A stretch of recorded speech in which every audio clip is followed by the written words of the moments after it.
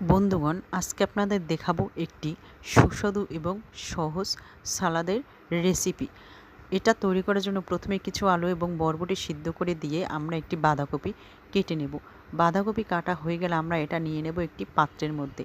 এরপরে আমরা এর ভিতরে দিয়ে দেব আলু এবং বরবটি সেদ্ধ, কিছু পেঁয়াজ কুচি, টমেটো কুচি, অলিভ,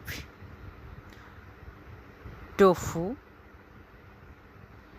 সেদ্ধ করা ডিম এবং একটি পাত্রে নিয়ে নেব কিছু অয়েল।